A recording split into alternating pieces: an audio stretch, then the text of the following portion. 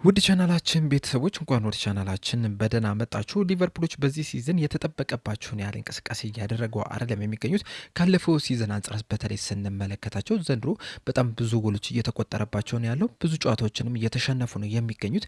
በእርግጥ ያለፉትን 6 ጨዋታዎች አካባቢ ምንም አይነት ሽንፈት አላስተናገዱም። ነገር ግን በዚህ ሲዝን ከበርንማውዝ ጋር ካደረጉት የመጀመሪያ ጨዋታ ጀምሮ እስካሁን ድረስ ያን ያህል ጥሩ የሚባል እንቅስቃሴ ሲያደርጉ በብዛት አልተመለከትናቸውም። በእርግጥ በአንዳንድ ጨዋታዎች ላይ በአንዳንድ ሞመንቶች ላይ ጥሩ የሚባል እንቅስቃሴን ሲያሳዩ መመልከት ችለናል። እንደ አጠቃላይ ከተመለከተን ግን ያን ያህል ጥሩ የሚባል እንቅስቃሴን እያደረጉ አይደለም የሚገኘው። በእርግጥ ወደ ኋላ መለስ ብለን ከተመለከትን 2025 ከገባ ጀምሮ አብዛኞቹን ጨዋታዎች ስንመለከት ሊቨርፑሎች ጥሩ የሚባል እንቅስቃሴን እያደረጉ አይደለም የሚገኘው። በእርግጥ በክረምቱ የዝውውር መስኮት ከሊቨርፑል የተለያዩ ተጫዋቾች ለቀዋል። እንደዚሁም ደግሞ የተለያዩ ተጫዋቾች ወደ ሊቨርፑል መምጣት ችሏል። እናም እነዚህ የፈረሙትን ተጫዋቾች ስንመለከታቸው በዚህ ሲዝንም ሊቨርፑሎች በእርግጠኝነት የፕሪሚየር ሊጉን ዋንጫ ያነሳሉ፣ እንደዚሁም በሻምፒዮንስ ሊጉም ጥሩ የሚባል ደረጃን ይዘው ያጠናቅቃሉ የሚል ግምት ነበረን። ነገር ግን ደግሞ ሲዝኑ ከተጀመረ ጀምሮ ያየነው ያለው እንቅስቃሴ ያን ያህል የሚያስደስት እንቅስቃሴ አይደለም። በውጤትም ደረጃም ያን ያህል ጥሩ የሚባል ውጤትን እያስመዘገቡ አይደለም የሚገኘው። በፕሪሚየር ሊጉ እንኳን ብቻ ከተመለከትን ባለፈው ሲዝን ከ38 ጨዋታዎች አራቱን ብቻ ነበረ መሸነፍ የቻሉት። በዚህ ሲዝን ግን ገና ከ17 ጨዋታዎች 6 ሽንፈት አስተናግደዋል። እንደዚሁም በሻምፒዮንስ ሊጉ ከተመለከትን ባለፈው ሲዝን 8ቱንም ጨዋታዎች ስንመለከት አንድ ጨዋታ ብቻ ነበር የተሸነፉት። ያም ምድቡን ማለፋቸውን ካረጋገጡ በኋላ ያደረጉት ጨዋታ ነው የነበረው። በፒሲቪ የተሸነፉበት ጨዋታ ነው። በዚህ ሲዝን ግን ገና ከ6 ጨዋታዎች 2 ሽንፈት ማስተናገድ ችሏል። ከመሸነፉም በላይ ያሳዩት እንቅስቃሴ በጣም የወረደ ነው። እንደዚሁም ደግሞ በጣም ብዙ ጎሎች እየተቆጠሩ ነው የሚገኙት። አሁን በፕሪሚየር ሊጉ ከተመለከትን ከ17 ጨዋታዎች 28 ጎሎችን ቢያስቆጥሩም እንኳን 25 ጎሎች ተቆጥሮባቸዋል። ባለፈው ሲዝን በአጠቃላይ በ38 ጨዋታዎች 41 ጎሎች ብቻ ነበረ የተቆጠረባቸው። እንደዚሁም በሻምፒዮንስ ሊግም ደግሞ በዚህ ሲዝን ያደረጉትን ጨዋታ ስንመለከት ከ6 ጨዋታዎች ውስጥ 8 ጎሎች ተቆጥሮባቸዋል። ይህም ማለት እንግዲህ በየጨዋታው ከአንድ ጎል በላይ ይቆጠርባቸዋል። በተለይ ደግሞ በፒኤስቪ 4 ጎሎች የተቆጠሩበት ጨዋታ ለሊቨርፑል በጣም ከፍተኛ ሽንፈት ሆኖ ነው የተመዘገበው። በዛው ሳምንት ደግሞ በኖቲንጋም ፎረስትም 3 ጎሎች ተቆጥሮበት መሸነፉ አይዘነጋምና በዚህ ሲዝን ካለፈው ሲዝን አንጻር ስንመለከተው በብዙ ነገሮች ወርደው ነው እየተመለከትን የምንገኘው። በእርግጥ ለምን ሊቨርፑሎች እንደዚህ ወረዱ የሚለውን ነገር ከዚህ በፊትም በተደጋጋሚ ስናነሳው የነበረ ነገር ምናልባት ከቀጣይ 2 ጨዋታዎች በኋላ በድጋሚ ልንመለከተው እንችላለን። ምክንያቱም ከሊድስ ጨዋታ በኋላ 19 ጨዋታዎችን አድርገናል። ያም ማለት እንግዲህ የሲዝኑን ግማሽ የፕሪሚየር ሊግ ጨዋታዎችን ማድረግ ይችለናል። ስለዚህ ጠቅለል አድርገን ሲዝኑ እንዴት ነበረ እስከ ግማሽ ድረስ የሚለውን ነገር በደንብ የምንመለከተው ይሆናል። አሁን በዚህ ፕሮግራማችን ግን የምንመለከተው የጃንዋሪ ዝውውር መስኮት ሊከፈት 6 ቀናት ብቻ ነው የቀረውና በዚህ የጃንዋሪ ዝውውር መስኮት ሊቨርፑሎች የትኛውን ቦታ ማጠናከር አለባቸው፣ የትኛውስ ተጫዋች መምጣት አለበት የሚለውን ነገር የምንመለከት ይሆናል። ከጥቂት ቀናት በፊት እንግዲህ ለእናንተም ጥያቄ አቅርቤላችሁ ነበር በዚህ ዙሪያ። እናንተም የሰጣችሁት ምላሽ አለ። በመጀመሪያ እኔ የማስበውን ነገር እንመለከታለን። ከዛ በኋላ ደግሞ እናንተ የሰጣችሁትንም አስተያየት የምንመለከት ይሆናል። እናም እስከ መጨረሻው ደቂቃ ድረስ አብራችሁን ቆይታችሁ እንድትከታተሉት በአክብሮት እጋብዛለሁ። እንደዚሁም ያላችሁንም አስተያየት እንዳለ ኮሜንት ሴክሽን ላይ በመጻፍ እንድታሳውቁኝ፣ እንደዚሁም ሰብስክራይብ፣ ላይክ፣ ሼር እያደረጋችሁም የቻናሉ ቤተሰብ እንድትሆንም በአክብሮት እጋብዛለሁ። አሁን በቀጥታ ወደ ፕሮግራማችን የምናመራ ይሆናል። ዛሬ በፈረንጆች የቀን አቆጣጠር ዲሴምበር 25 ነው። ልክ የዛሬ ሳምንት ጃንዋሪ 1 ይሆናልና የዛኔ ደግሞ የጃንዋሪ ዝውውር መስኮት በይፋ የሚከፈት ይሆናል። ይህም የዝውውር መስኮት ለሊቨርፑል በጥሩ ጊዜ የመጣለት ይመስለኛል። ምክንያቱም በተለያዩ ቦታዎች ላይ የተለያዩ ተጫዋቾች ጉዳት አለባቸው፣ እንደዚሁም አቋማቸው ራሱ ጥሩ የሚባል አይደለምና ያንን ቦታ ለማጠናከር የጃንዋሪ ዝውውር መስኮት ጥሩ አጋጣሚ ነው ብዬ ነው የማስበውና ሊቨርፑሎች የትኛውን ቦታ ማጠናከር አለባቸው፣ የትኛውስ ተጫዋች መምጣት አለበት የሚለውን ነገር ስንመለከት በመጀመሪያ የምናገኘው የተከላካይ ስፍራውን ይሆናል። ምክንያቱም በዚህ ሲዝን ሊቨርፑሎች ምናልባትም ካለፉት ሲዘኖች አንጻር ስንመለከተው ባለመዱት መልኩ በጣም ብዙ ጎሎች እየተቆጠረባቸው ነው የሚገኘው። ባለፈው ሲዝን ቀደም እንዳልኳቸው 41 ጎሎች ነበሩ የተቆጠሩባቸው በፕሪሚየር ሊግ 38 ጨዋታዎች። በዚህ ሲዝን ግን ገና ከ17 ጨዋታዎች 25 ጎሎች ናቸው የተቆጠሩባቸውና በጣም ብዙ ጎሎች እየተቆጠሩ ነው የሚገኙት። እንደዚሁም የቨርጂል ቫንዳይክም የኢብራሂማ ኮናቲም እንደዚሁም ደግሞ የክንፍ ተከላካይ ተጫዋቾችም የአቋም መውረድ ራሱ ለዚህ ብዙ ጎሎች መቆጠርም ተጠያቂ ልናደርግ እንችላለን። ከዚህ በተጨማሪም የተጫዋቾች ጉዳት ራሱ ለሊቨርፑል ትልቅ ፈተና ነው እየሆነባቸው የሚገኘው። በተለይ የመሀል ተከላካይ ስፍራው ላይ ጉዳት አለ። እንደዚሁም የቀኝ ክንፍ ተከላካይ ስፍራው ላይ ጉዳት እያስቸገራቸው ነው የሚገኘው። በዚህ ሲዝን በጉዳት ያልተቸገረው ቦታ ቢኖር የግራ ክንፍ ተከላካይ መስመር ብቻ ነው። መሀል ተከላካዩን ስንመለከት ጆቫኒ ሊዮኒ በኤሲኤል ጉዳት ምክንያት ከሜዳ አርቋል። በተመሳሳይ መልኩም ጆ ጎሜዝም በተደጋጋሚ ጉዳት የሚያጋጥመው ተጫዋች ነው። ጉዳት ባላጋጠመው ሰዓት ራሱ አሰልጣኝ አርነ ስሎት ተጫዋቹን የሚፈልጉት አይመስሉም። ምክንያቱም በተደጋጋሚ እያስገቡት አይደለም የሚገኘውና በዚህ ሰዓት ላይ ሊቨርፑል ያሏቸው ሁለት አማራጮች ብቻ ናቸው በመሀል ተከላካይ ስፍራ ላይ፣ እነሱም ቨርጅል ቫንዳይክና ኢብራሂማ ኮናቴ ብቻ ናቸው። እንዲሁም ኢብራሂማ ኮናቴም ማክሰኞ ዕለት በነበረው ልምምድ ላይ ራሱ አልተሳተፈም፣ ጉዳትም አጋጥሞታል የሚሉ ነገሮችም ሲነገሩ ነበርና ምናልባትም በወልቭስ ጨዋታ ላይም ላይሰለፍ የሚችልበት እድልም አለ እየተባለ ይገኛልና እሱም የሚጎዳ ከሆነ ሊቨርፑል ያላቸው አማራጭ ቨርጅል ቫንዳይክና ሌሎች ወጣት ተጫዋቾችን ማጫወት ነው፣ ወይም ደግሞ ግራቨንበርክን ወደኋላ መሳብ ነው። እሱን ስስበው ደግሞ መሀል ሜዳ ላይ ደግሞ ተጨማሪ ክፍተትን ነው የሚፈጥረውና ያም ራሱ የማይሆን ነገር ነው። ዋታሮ እንዲሁም ጉዳት ላይ ነው የሚገኘውና የመሀል ተከላካይ ስፍራው ላይ ምንም አይነት አማራጭ የለንም። ስለዚህ በጃንዋሪ ዝውውር መስኮት የግድ አንድ የተከላካይ ስፍራ ተጫዋች ማምጣት አለባቸው። ይህንን ነገር እንግዲህ ስንል ለመጀመሪያ ጊዜ አይደለም። በክረምቱ የዝውውር መስኮትም የመሀል ተከላካይ ስፍራ ተጫዋች መምጣት አለበት ስንል ነበረ። እንዲሁም ማርክ ጌ ራሱ ለምንድን ነው መጀመሪያ ያላስፈረሙት የሚል ጥያቄም ስናነሳ ነበር። በተለይ ሂጎ ኤኪቲኬን ካስፈረሙ በኋላ በቀጥታ ፊታቸውን ወደ ተከላካይ ማዞር አለባቸው ስንል ነበረ። ነገር ግን እስከ መጨረሻዋ ቀን ድረስ መጠበቅን ነው የመረጡት። በመጨረሻውም ቀን እንግዲህ ማርክ ጌ ወደ ሊቨርፑል ለመምጣት ተስማምቶ ነበረ። የሕክምና ምርመራም አድርጎ ነበረ። ነገር ግን ክሪስታል ፓላሶች ለሱ ምትክ ስለሌላቸው ብቻ ያ ዝውውር እንዳይሳካ አድርጎታልና ከመጀመሪያው ጀምሮ እሱ ተጫዋች ላይ ትኩረት አለማድረጋቸውም ዋጋ ያስከፈለን ይመስለኛል። በእርግጥ ማርክ ጌ ወደ ሊቨርፑል ቢመጣ ኖሮ ጆ ጎሜዝ ሊቨርፑልን ይለቅ ነበር። ነገር ግን ደግሞ ከሁለቱ የጉዳት ታሪክ አንጻር ስንመለከተው ማርክ ጌ ቢመጣ ኖሮ ቢያንስ በዚህ ሰዓት ጉዳት ላይ አይሆንም ነበረ። እንደዚሁም ደግሞ አሰልጣኙም ማርክ ጌንና ኮናቴን እያፈራረቁም ቢሆን አንድ ላይም እያሰለፉም ቢሆን ያጫውቱ ነበረ። ነገር ግን እሱን አለማምጣታቸው ለዚህ ሁላ ቀውስ ውስጥ እንድንገባ አድርጎናልና በጃንዋሪ ዝውውር መስኮት በመጀመሪያ ደረጃ የመሀል ተከላካይ ስፍራው የግድ መጠናከር መቻል አለበት። በዛው ግን የትኛው ተጫዋች ቢመጣ ያንን ቦታ ያጠናክረዋል የሚለውን ነገር ማንሳት መቻል አለብን። ይህንን ነገር ስናነሳ እንግዲህ ብዙ ነገሮችን ኮንሲደር ማድረግ ያለብን ይመስለኛል። በመጀመሪያ ደረጃ ተጫዋቹ አቬለብል ነው ወይ የሚለው ነገር፣ እንደዚሁም ደግሞ ምን ያህል ገንዘብስ ያስከፍለናል፣ ያንንስ አፎርድ እናደርገዋለን ወይ፣ ከዛ በተጨማሪ ለሊቨርፑልና ለፕሪሚየር ሊጉ የሚመጥን ተጫዋች ነው ወይ የሚሉ ነገሮችን ማንሳት አለብን እና እነዚህን ሁላ ኮንሲደር ካደረግን በኋላ ሊቨርፑሎች በጃንዋሪ ዝውውር መስኮት ማምጣት ያለባቸው ተጫዋች ብዬ የማስበው ማርክ ጌን ነው። ቅድም እንደነገርኳቸው ማርክ ጌ በክረምት የዝውውር መስኮት ወደ ሊቨርፑል ሊመጣ በጣም ተቃርቦ ነበረ። የሕክምና ምርመራም ሁላ ማድረግ እችሎ ነበርና አሁንም መለስ ብለው ለክሪስታል ፓላሶች ድጋሚ ጥያቄ ማቅረብ አለባቸው ብዬ አስባለሁ። ምክንያቱም በመጀመሪያ ደረጃ ውድ ይሆናል ተብሎ አይጠበቅም። ምክንያቱም 6 ወር ብቻ ነው በኮንትራቱ ላይ የቀረው በክሪስታል ፓላስ የሚያቆየው። ስለዚህ ክሪስታል ፓላሶች ያን ያህል ውድ ዋጋ ይጠይቃሉ ተብሎ አይጠበቅም። በእርግጥ ሊቨርፑሎች አሁን የገቡበትን የተከላካይ ችግር ተመልክተው ተጨማሪ ገንዘብ ለመጠየቅ ጥረት ሊያደርጉ ይችላሉ። እንደዛ ቢሆንም ግን በክረምቱ የዝውውር መስኮት ከጠየቁት የበለጠ ይጠይቃሉ ተብሎ አይጠበቅም። ስለዚህ በዚህ ሰዓት ካለው ገበያ አንጻር ስንመለከተው ርካሽ የመሆን ቻንሱ በጣም የሰፋ ነው። በተጨማሪም አቬይላቢሊቲውን ስንመለከተው ተጫዋቹ 6 ወር ኮንትራት ብቻ ነው የቀረው በክሪስታል ፓላስ። እንደዚሁም ክሪስታል ፓላሶች ደግሞ ሻጭ ክለብ ናቸውና በነፃ ከሚያጡት ይልቅ ትንሽ ገንዘብን ቢያገኙበትን ይመርጣሉ።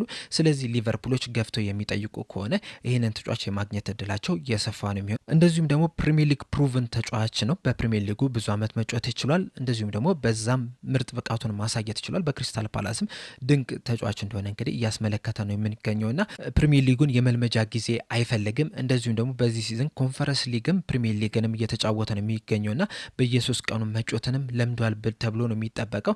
ስለዚህ በዚህ ረገድ ራሱ የመልመጃ ጊዜ አይፈልግም። ቀጥታ ወደ ሊቨርፑል ስኳድ ስክት ተብሎ ይገባል ተብሎ ነው የሚጠበቀው። እንደዚሁም ደግሞ ሊቨርፑል መጫወት ለሚፈልገው ያጫወት ስታይል ራሱ የሚሆን ተጫዋች ነው ተብሎ ነው የሚታመነው። ምክንያቱም ከኳስ ጋር ምቾት የሚሰማው ተጫዋች ነው። እንደውም በአንዳንድ ጨዋታዎች ላይ ከተመለከታችሁት በጣም የሚገራርሙ ኳሶችን ሲያቀበል መመልከት ይችለናል። ጎሎችንም ሲያስቆጥር መመልከት ይችለናል። ወደ ሊቨርፑል የሚመጣ ለሊቨርፑል የሚሆን የሚሆን አይነት ተጫዋች ነው። ስለዚህ ይህንን ተጫዋች ለማስፈረም በድጋሚ ወደ ክሪስታል ፓላስ ማቅናት አለባቸው፣ ከፍተኛ ጥረትም ማድረግ አለባቸው።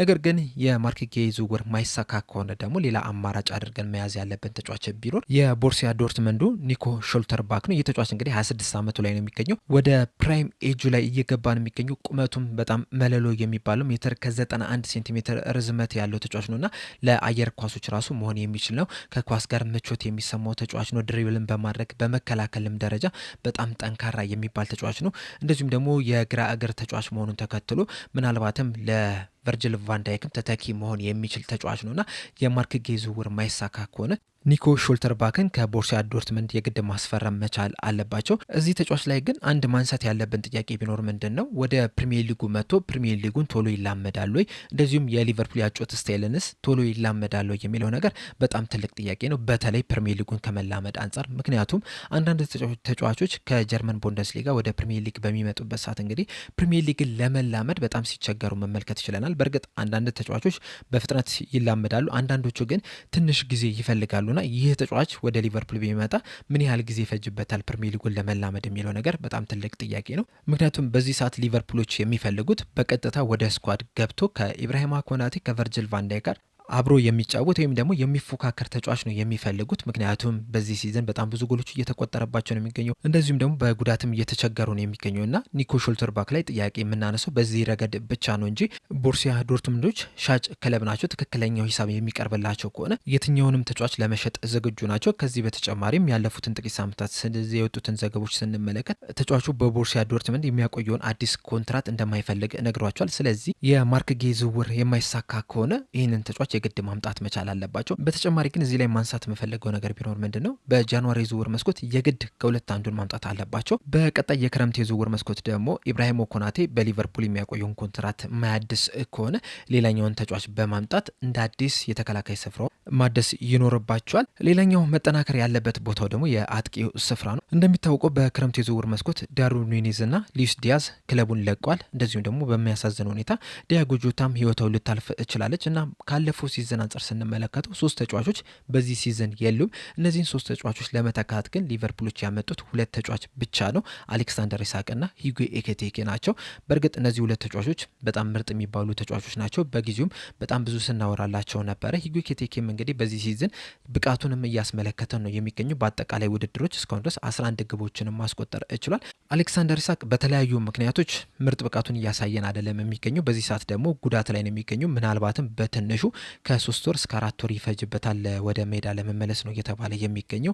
ኮዲ ጋክፖም ጉዳት ላይ ነው የነበረው። አሁን እንኳን ወደ ልምምድ ተመልሷል ነው እየተባለ የሚገኝ። በተጨማሪም አሰልጣኙ ምክንያቱ በማይታወቅ ሁኔታ ፌዴሪኮ ኬዛን በቋሚነት ማስጀመርም አይፈለግም፣ ብዙ ደቂቃዎችንም መስጠት አይፈለግም። እንደዚሁም ሪዮን ጉምሃም በተመሳሳይ መልኩ የጨዋታ ጊዜ የተሰጠው አይደለም የሚገኘው። መሐመድ ሳላህንም በተከታታይ ጨዋታዎች ሳይሰለፍ መቅረቱን ሁላችንም መመልከት ይችለናል። ከዚህ በተጨማሪም ደግሞ ተጫዋቾቹ ራሳቸው አቋማቸው ወርዶ ነው እየተመለከትን የምንገኘው። በተለይ መሐመድ ሳላህ ካለፈው ሲዝን አንጻር ስንመለከተው በዚህ ሲዝን በጣም ወርዶ ነው እየተመለከትን የምንገኘውና በተለያዩ ምክንያቶች የሊቨርፑል የማጥቃት ስፍራ በጣም ሳስቶ ነው እየተመለከት ነው የምንገኘው። ያለፉትን 4-5 ጨዋታዎች ስንመለከት ራሱ ሊቨርፑሎች በ4-4-2 አይነት ፎርሜሽን ነው እየተጫወቱ የሚገኙት። እናም በዚያ ጨዋታ ሲጫወቱ እያንዳንዱ ጨዋታ ስትመለከቱት የሊቨርፑል በክንፍ የማጥቃት እንቅስቃሴው በጣም እየወረደ ነው እየተመለከት ነው የምንገኘው። ስለዚህ የጃንዋሪ ዝውውር መስኮት ልክ ሲከፈት የክንፍ የማጥቃት ስፍራው ላይ የግድ መጠናከር አለበት፣ የግድ ተጫዋች መምጣት መቻል አለበት። የሚመጣው ተጫዋች ግን ፕሮፋይሉን ስንመለከተው በቀኝም በግራ ክንፍም የግድ መጮት የሚችል ተጫዋች መሆን መቻል አለበት። ምክንያቱም በዋነኝነት በቀኝ ክንፍ በኩል ነው የማጥቃት ኃይላችን እየቀዘቀዘ የሚገኘው። ምክንያቱም በግራ ክንፍ በኩል ላይ በጣም ብዙ ተጫዋቾች አሉን እዛ ቦታ ላይ መጮት የሚችሉ አሉ። ለምሳሌ ፍሎሪን ቪርትዝ እዛ ቦታ ላይ መጮት ይችላል። ፌዴሪኮ ኬዛ፣ ኮዲ ጋክፖ እንደዚሁም ደግሞ ኤኬቴኬ እዛ ቦታ ላይ መጮት ይችላል። ካስፈለገ ራሱ ሳውዝላይን እዛ ቦታ ላይ ማጫወት ይቻላል። የቀኝ ክንፉን ስንመለከት ግን መሐመድ ሳላህ ብቻ ነው ያለው። በእርግጥ ፌዴሪኮ ኬዛ እዛ ቦታ ላይ መጮት ይችላል። እንደዚሁም ጀረሚ ፍሪምፖንግም እዛ ቦታ ላይ ሲጫወት መመልከት ይችላል።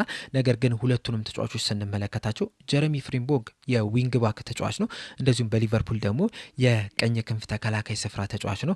ፌዴሪኮ ኬዛም በዋነኝነት መጮት የሚፈልገው በግራ ክንፍ ላይ ነውና እዛ ቦታ ላይ ተፈጥሯዊ ተጫዋች የለንም። እንደዚሁም ቅድም እንዳልኳችሁ ፌዴሪኮ ኬዛ ብዙ እድል እየተሰጠው ያለ ተጫዋች አይደለም። እንደውም እስካሁን ድረስ ባየነው መሰረት አሰልጣኝ አርነ ስሎት በቀኝ ክንፍ ቦታ ላይ ፌዴሪኮ ኬዛን ከሚያጫውቱ ይልቅ ጀረሚ ፍሪምፖንግን ቢያጫውቱ ነው የሚመርጡትና በጀረሚ ፍሪምፖንግ ደግሞ ሙሉ ሲዝኑ የሚዘለቅ አይደለም። በተጨማሪም የሚመጣው ተጫዋች ለቀኝ ክንፍ ብቻ ሳይሆን ለግራ ክንፍም መፎካከር የሚችል መጮት የሚችል ተጫዋች መሆን መቻል አለበት። ስለዚህ እዛ ቦታ ላይ ሁለቱም ቦታ ላይ መጮት የሚችል ተጫዋች የግድ መምጣት መቻል አለበት። ነገር ግን የትኛው ተጫዋች ቢመጣ ሊቨርፑልን ያጠናክረዋል የሚለው ነገር ግን መታየት መቻል አለበት። በዚህ ሰዓት እንግዲህ ሊቨርፑሎች ከተለያዩ የክንፍ ተጫዋቾች ጋር ስማቸው እየተያያዘ ነው የሚገኙ። በተለይ ደግሞ ባለፉት ጥቂት ሳምንታት ከሴሜኖ ጋር ስማቸው በስፋት ሲያያዝ ነበረ።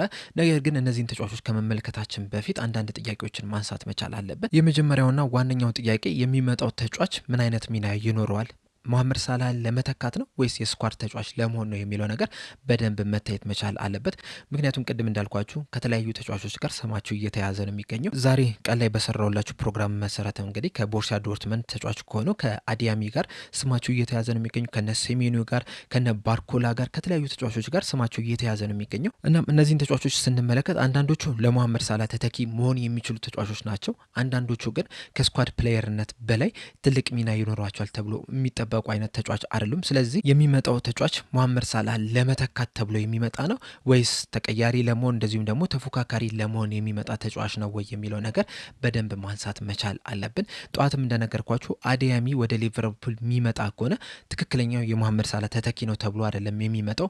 እሱ አይደለም ሴሜኖ ራሱ ወደ ሊቨርፑል ቢመጣ የመሐመድ ሳላህ ተተኪ ይሆናል ተብሎ አይደለም የሚመጣው። ቢመጣ የመሐመድ ሳላህ ተቀያሪ ሊሆን እንደዚሁም ደግሞ የኮዲ ጋክፖም ተፎካካሪ ሊሆን ነው የሚመጣው እንጂ ለመሐመድ ሳላህ ትክክለኛ ተተኪ ይሆናል ተብሎ አይደለም የሚመጣው። ሌሎቹን ስንመለከት ደግሞ እነ ባርኮላን እነ ሮድሪጎ እነ ኦሊሴ ቢመጡ ደግሞ ለመሐመድ ሳላህ ተተኪ ይሆናሉ ተብሎ ነው የሚመጡት እንጂ የስኳድ ፕሌየር ይሆናሉ ተብሎ አይደለም የሚመጡት። እና ይህንን ነገር ስናነሳ ደግሞ ክለቦች ውስጥ እነዚህ አይነት ኳሊቲ ያላቸውን ተጫዋቾች በቀላሉ ይለቃሉ ወይ፣ በጃንዋሪ ዝውውር መስኮት ስለመልቀቅስ ፈቃደኛ ናቸው ወይ የሚለው ነገር በደንብ መታየት ያለበት ጉዳይ ነው። እና እነዚህን እንዳለ ካሰብን በኋላ በጃንዋሪ ዝውውር መስኮት ሊቨርፑሎች ማምጣት ያለባቸው ተጫዋች ቢኖር ባርኮላ ነው። ባርኮላ በማጥቃት ደረጃ ቡድንን በደንብ ማጠናከር የሚችል ነው። በፒኤስጂ ቤትም እንግዲህ ምን ያህል አስተዋጽኦን ማድረግ እንደሚችል የተመለከትነው ጉዳይ ነው። በጣም ፈጣን የሚባል ነው። ድሪብል በማድረግ ላይ በጣም ጎበዝ ነው። በእርግጥ አሁንም ፊኒሽንግ ላይ የሚቀረው ነገር አለ፣ ማስተካከል ያለበት ነገር አለ። ነገር ግን ደግሞ ገና 23 ዓመቱ ላይ ነው የሚገኘው። ከዚህ በኋላም ለቀጣይ 7 ዓመታትም ሊቨርፑሎች መጠቀም ይችላሉ። እንደዚሁም በቀኝም በግራም በኩልም መጮት የሚችል ተጫዋች ነውና በዚህ የጃንዋሪ ዝውውር መስኮት ሊቨርፑሎች ይህንን ተጫዋች ቢያመጡ በደንብ ክለቡን ማጠናከር ይችላል። እንደዚሁም ሊቨርፑሎችን በጃንዋሪ ዝውውር መስኮት ምናልባትም ትንሽ ሊወደድባቸው ይችላል። ነገር ግን ተጫዋቹን የማግኘት እድል አላቸው። ምክንያቱም ተጫዋቹ በዚህ ሰዓት ላይ በፒኤስጂ ቤት የኮንትራት ማራዘሚያ ቀርቦለት ነገር ግን እስካሁን ድረስ አልፈረም። እንደዚሁም ከክለቡ ጋርም ድርድር እያደረጉ አይደለም የሚገኘው። በተጨማሪም ሊቨርፑሎች ይህንን ተጫዋች ለማሳመን ራሱ ይቸገራሉ ተብሎ አይጠበቅም። ዋናው ችግር የሚሆነው ፒኤስጂዎች ይህንን ተጫዋች ይለቁታሉ የሚለው ነገር ነው። በእርግጥ አንዳንድ መረጃዎች እንደተናገሩ ከሆነ ፒኤስጂዎች ይህንን ተጫዋች ለመልቀቅ ፍቃደኛ ናቸው። ነገር ግን ትክክለኛ ገንዘብ እንዲቀርብላቸው ይፈልጋሉ የሚሉ ነገሮች ነው እየተሰሙ የሚገኙት። እንዲሁም በክረምቱ የዝውውር መስኮት ሊቨርፑሎች ይህን ተጫዋች ማስፈረም የሚፈልጉ ከሆነ ምናልባትም እስከ 100 ሚሊዮን ፓውንድ ድረስ ሊያስወጣቸው ይችላል የሚሉ ነገሮችን ስንመለከት ነበረ። እናም በዚህ የጃንዋሪ ዝውውር መስኮት ከ70 እስከ 80 ሚሊዮን ፓውንድ ድረስ ሊቨርፑሎችን ሊያስወጣ ይችላል። ነገር ግን ደግሞ ክለቡን በእርግጠኝነት የሚያጠናክር ተጫዋች ስለሆነ ሊቨርፑሎች የግድ ይህን ተጫዋች ማምጣት መቻል አለባቸው እና በዋነኝነት በጃንዋሪ ዝውውር መስኮት እነዚህን ሁለት ቦታዎችን የግድ ማጠናከር መቻል አለባቸው። ከነዚህ ቦታዎች በተጨማሪም ግን የመሀል ሜዳውን መጠናከር መቻል አለበት። በእርግጥ በጃንዋሪ ዝውውር መስኮት ይጠናከራሉ የሚለው ነገር ትልቅ ጥያቄ አለኝ። ምክንያቱም በመጀመሪያ ደረጃ ከኤንዶ በስተቀር ሁሉም ጥሩ ጤንነት ላይ ነው የሚገኙት። በሁለተኛ ደረጃ ደግሞ የሚያመጡት ተጫዋች እንግሊዛዊ ካልሆነ የነን ሆም ግሮን ኮታ ውስጥ ነው የሚካተተው። ስለዚህ ይህንን ተጫዋች በሻምፒዮንስ ሊግ እናስመዝግበው የሚለው ራሱ ሌላ ራስ ምታት ነው የሚሆነው። እሱን የሚያስመዘግቡ ከሆነ አንድ ተጫዋችን የግድ መቀነስ መቻል አለባቸው። እንደምታስታውሱት በመጀመሪያው የሻምፒዮንስ ሊግ ውድድሮች ላይ ጆቫኒ ሊዮኒ ነበረ በሻምፒዮንስ ሊግ ስብስብ ውስጥ መግባት ችሎ የነበረው። እሱ በመግባቱ ምክንያት ፌዴሪኮ ኬዛ ከዛ ስብስብ ውስጥ ውጪ እንዲደረግ ተደርጓል። ከዛ በኋላ ጆቫኒ ሊዮኒ ከተጎዳ በኋላ ነው ወደዛ ስብስብ ውስጥ እንዲገባ የተደረገው። እናም ከእንግሊዛዊ ውጪ የመሀል ሜዳ ተጫዋች የሚያመጡ ከሆነ እንደዚህ አይነት ሌላ ራስ ምታት ውስጥ የሚገቡ ይሆናል። ከዛ በተጨማሪም እንግሊዛዊ እናምጣ ካሉ ደግሞ በተለይ ሊቨርፑሎች የሚፈልጓቸውን ተጫዋቾች ስንመለከታቸው በጃንዋሪ ዝውውር መስኮት ክለባቸውን ይለቃሉ ተብሎ አይጠበቅም። በተለይ ደግሞ ቀጣይ ክረምት ላይ የዓለም ዋንጫ መደረጉን ተከትሎ ሁሉም በእንግሊዝ ብሔራዊ ቡድን ውስጥ መካተትን ይፈልጋሉ። ስለዚህ አሁን ያሉበት ክለብ ደግሞ በቋሚነት ነው እየተጫወቱ የሚገኙት። ያንን ቋሚነት ትተው ወደ ሊቨርፑል ይመጣሉ የሚለው ነገር ሌላ ጥያቄ ነው። ነገር ግን መጠናከር መቻል አለበት። ቢያንስ በጃንዋሪ ባይጠናከር እንኳን በክረምቱ የዝውውር መስኮት ላይ የግድ መጠናከር ያለበት ቦታ ነው። በጃንዋሪ ዝውውር መስኮት ግን መጠናከር ካለበት የትኛው ተጫዋች መምጣት አለበት የሚለውን ነገር ስንመለከተው የኔ ምርጫ የአትላንታው ኤደርሰን ነው። በእርግጥ በዚህ ሲዝን ከአትላንታ ጋር ጥሩ የሚባል ጊዜን እያሳለፈ ነው ለማለት ትንሽ ያስቸግራል። ካለፉት 2 ዓመታት አንጻር ስንመለከተው ትንሽ ወረድ ያለ እንቅስቃሴን እያደረገ ነው የሚገኘው። እንደዛም ቢሆንም ግን ከሊቨርፑል ተጫዋቾች የተሻለ የሚባል ጊዜን እያሳለፈ ነው የሚገኘው። የዚህን ሲዝን ብንተውና ያለፈውን ሲዝን ብቻ ብንመለከተው ደግሞ ያለፈው ሲዝን ኤደርሰን በጣም ምርጥ የሚባል ኤደርሰንን መመልከት ችለን ነበረ። እንደውም የተለያዩ ክለቦችም ይህን ተጫዋች ለማስፈረም ጥረት ሲያደርጉ ነበረ። እንደዚሁም 2024 ክረምት ላይም ሊቨርፑሎችም ይህን ተጫዋች ለማስፈረምም ፍላጎት እንደነበራቸውም ሲዘገብ ነበረ። እንደውም ከዙቢሜንዲ ጋር አንድ ላይ በመሆንም ይህን ተጫዋችም እየተመለከቱት ነበር። በዚህ የጃንዋሪ ዝውውር መስኮትም የሊቨርፑል መሀል ሜዳ መጠናከር አለበት ከተባለ ይህ ተጫዋች ነው መምጣት ያለበት።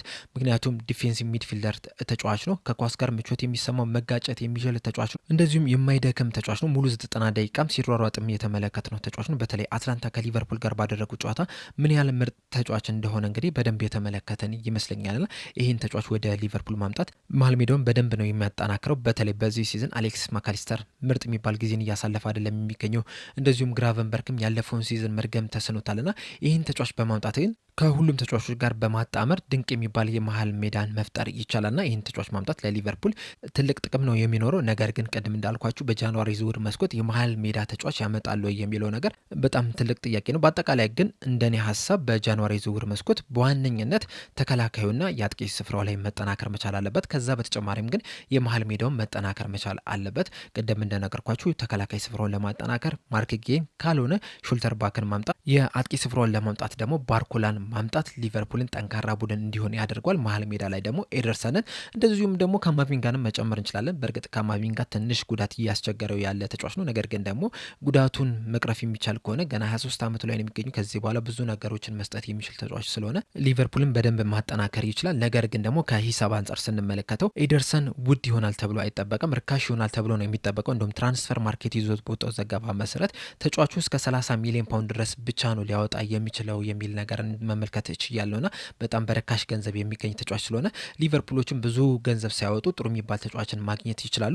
ስለዚህ በጃንዋሪ ዝውውር መስኮት እነዚህን 3 ተጫዋቾች በማምጣት ሊቨርፑልን የግድ ማጠናከር መቻል አለባቸው።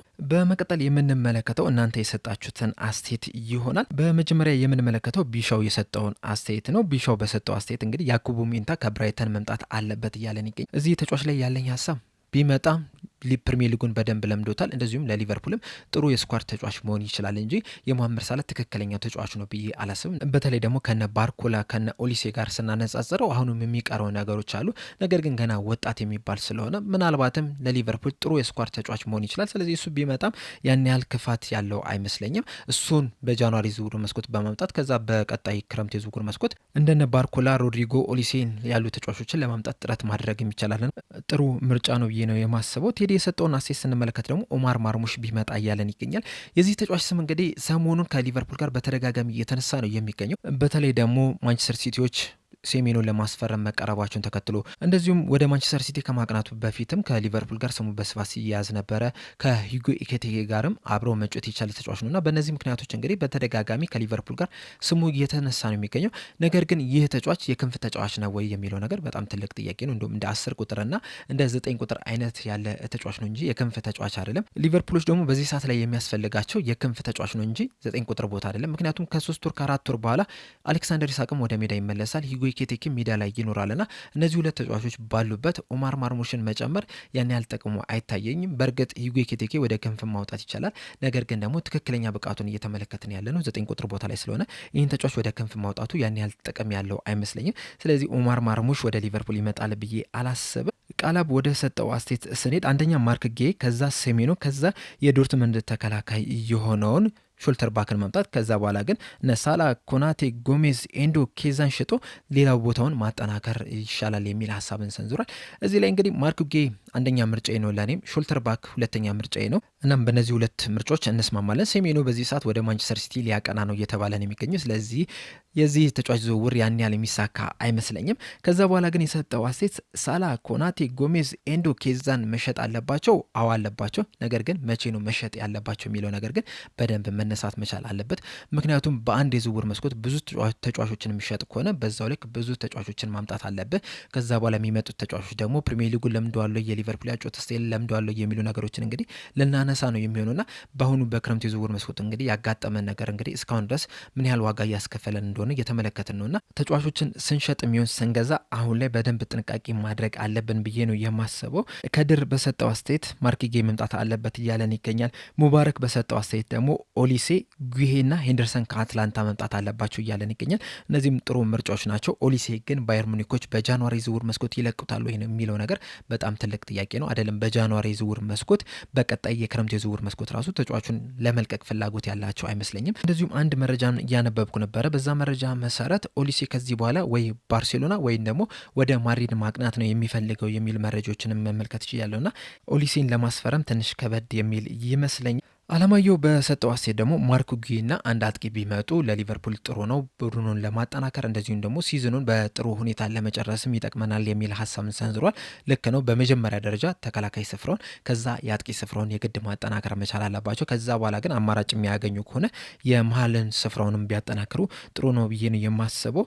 ሳዶርት በሰጠው አስተያየት ደግሞ ጉሂና ኦሊሴ ቅድም እንደነገርኳችሁ ነው። እንደዚሁም ደግሞ አንላይ በሰጠው አስተያየት አንድ የመሀል ተከላካይ የፓላሱ ወይም የቦርሳ ዶርትመንዱ ብሏል፣ ወይ ማርክ ጌ ወይም ደግሞ ሾልተር ባክ። ይህም በጣም ጥሩ የሚባል ምርጫ ነው። መኳንንት በሰጠው አስተያየት ጉሄ ቢመጣ ቡድኑን ያጠናክራል ብዬ አስባለሁ ብሏል። ሌላ በሰጠችው አስተያየት ደግሞ እኔ የምለው አጥቂ ሳይሆን ተከላካይ ነው መቅደም ያለበት። ኢሳቅ ቢጎዳም በፊት ጥሩ አልነበረም። ወደ አቋሚ ቢመለስ ጥሩ ይሆናል። ተከላካይ ቢያንስ በክረምቱ ማምጣት የግድ ይለን ነበር የሚል ሀሳብ ሰንዝራለች። አው ቅድም እንዳልኳቸው አሌክሳንደር ኢሳቅ ከ3 ወር የሚሆን ከ4 ወር በኋላ ከጉዳት መመለስ ይችላል። እንደዚሁም ደግሞ አሰልጣኝ አርነ ስሎት ሀሳባቸውን ቢቀይሩ ፌዴሪኮ ኬዛን መጠቀም ይችላሉ። መሐመድ ሳለም ከአፍሪካ ዋንጫ በኋላ ይመለሳል። ተከላካይ ስፍራ ላይ ግን ጎሜዝ ከጉዳት ቢመለስም ተመልሶ የሚጎዳ ተጫዋች ነው። እንደዚሁም ደግሞ ጆቫኒ ሊዮንም ኤሲኤል ጉዳት ነው ያጋጠመው። እናም በሁለት ተከላካዮች ብቻ ሲዝኑን መጨረስ ትንሽ ያስቸግራል። ስለዚህ የተከላካይ ስፍራው ቅድሚያ መሰጠት ያለበት ጉዳይ ነው። ሲሳይ በሰጠው አስተያየት በመከላከል ኢብራሂም ኮናቴን አስወጥቶ አንድ የፕሪሚየር ሊግ ልምድ ያለውን ተከላካይ ማምጣት፣ ከዛ ቲያጎን በማምጣት ኤኬቴኬን ወደ ክንፍ ማምጣት የሚል ሀሳብን ሰንዝሯል። ይህም ጥሩ ሀሳብ ነው። ነገር ግን ኤኬቴኬ ምርጥ ብቃቱን እየተመለከት ነው የምንገኘው በ9 ቁጥር ቦታ ላይ ስለሆነ የእሱን ቦታ መቀየር ራሱ ሌላ ችግር እንዳይፈጥር እዛው በማቆየት ሌላ የክንፍ አጥቂ ማምጣት የተሻለ ነው ብዬ ነው የማስበው። ነገር ግን ያንተን ሀሳብ ነው መቀበላለሁ። ምናልባትም ሂጉ ኤኬቴኬን ወደ ክንፍ አውጥቶ ቲያጎን 9 ቁጥር ቦታ ላይ ማጫወት ምናልባትም ምርጡ ሀሳብም ሊሆን ይችላል። ደሱ በሰጠው አስተያየት ማርክ ጌና አዳም ሞርተንን ማምጣት እያለን ይገኛል። ሁለቱንም ተጫዋቾች በጃንዋሪ ዝውውር መስኮት ማግኘት ትንሽ ከበድ ይላል። በተለይ ደግሞ አዳም ሞርተንን በጃንዋሪ ዝውውር መስኮት ክሪስታል ፓላሶች ይለቁታል ተብሎ አይጠበቅም። ቢለቁት ራሱ በጣም ከፍተኛ ገንዘብን ይጠይቃሉ ብዬ ነው የማስበው። ቢያንስ ከ100 ሚሊዮን ፓውንድ በላይ ለዚህ ተጫዋች ሊጠይቁ ይችላሉ። በእርግጥ ተጫዋቹ በጣም ኳሊቲ ያለው ተጫዋች ነው። በክረምቱ የዝውውር መስኮት ላይ ሊቨርፑሎች የመሀል ሜዳውን ለማጠናከር የትኛው ተጫዋች መምጣት አለበት ተብዬ ብጠይቅ ወይ አዳም ሞርተን ወይ ደግሞ ኤሊት አንደርሰን ቢመጡ ሊቨርፑልን ያጠናክራሉ ብዬ ነው የማስበው። ገና ወጣት ናቸው፣ ነገር ግን ደግሞ በጣም ኳሊቲ ያላቸው ተጫዋቾች ናቸው። ነገር ግን በጃንዋሪ ዝውውር መስኮት ክሪስታል ፓላስ ራሱ ይለቁታል ብዬ አላስብም። በመጨረሻ መሐመድ የሰጠውን አስተያየት ስንመለከት ማርክ ጉሂንና ሾልተር ባክን በማምጣት የኢብራሂም ኮናቴን ኮንትራት መሰረዝ የሚል ሀሳብን ሰንዝሯል። በዚህ ላይ ያለኝ ሀሳብ ምንድነው? ከተቻለ ሁለቱንም በጃንዋሪ ዝውውር መስኮት ማምጣት፣ ሾልተር ባክንም ማርክ ጉሂንም፣ ከዛ ኢብራሂም ኮናቴን በዚሁ ማቆየት የበለጠ ሊቨርፑልን ያጠናክራል። ምክንያቱም ኢብራሂም ኮናቴን በዚህ ሰዓት እንሸጥ ብንል ያን ያህል ከፍተኛ ገንዘብ አናገኝበትም። ስለዚህ እዛው በማቆየት ግን ቡድኑን ማጠናከር የተሻለ ሀሳብ ይመስለኛል። ምናልባትም ፕሪሚየር ሊጉን ማንሳት እንኳን ባንችል ሻምፒዮንስ ሊጉን ለማንሳት ከፍተኛ ጥረት ማድረግ ያለብን ይመስለኛልና እነዚህን ተጫዋች መያዝ፣ ከዛ ክረምት ላይ ኢብራሂም ኮናቴ ሊቨርፑል የሚለቀቅ ከሆነ ለቀቀ፣ ካለቀቀም ደግሞ ማርክ ጉሂን በክንፍም እያወጣን መጮት እንችላለን። ስለዚህ ጠንካራ የሚባል ተከላካይ ስፍራም ይኖረናል። እንደዚሁም ደግሞ ቨርጅል ቫን ዳይክን በሊቨርፑል ቤት የሚያቆየውን ኮንትራት ሊጠናቀቅ የ18 8 ወራት ብቻ ነው የቀሩትና ከሱ ከወጣ በኋላም ለሱ ተተኪ የግድ ያስፈልገናል። ስለዚህ እነዚህ አይነት ምርጥ ኳሊቲ ያላቸውን ተጫዋቾች በቡድኑ ውስጥ መያዝ የሚከፋ አይመስለኝም። እናም በአጠቃላይ በጃንዋሪ ዝውውር መስኮት ሊቨርፑሎች ማጠናከር ያለባቸው ቦታዎች እነዚህ ናቸው ብዬ አስባለሁ። እናንተ ግን ተጨማሪ መጠናከር ያለበት ቦታ አለ የምትሉት ካለ እንደዚሁም ደግሞ ይህ ተጫዋች ቢመጣ የበለጠ ሊቨርፑልን ያጠናክራል የምትሉት ካለ ኮሜንት ሴክሽን ላይ በመጻፍ አሳውቁኝ። ለአሁን እዚህ ላይ አበቃው። በቀጣይ በሌላ እስከምንገናኝ ድረስ ሰብስክራይብ፣ ላይክ፣ ሼር ማድረግ እንዳትረሱ። ቸር ያቆየን።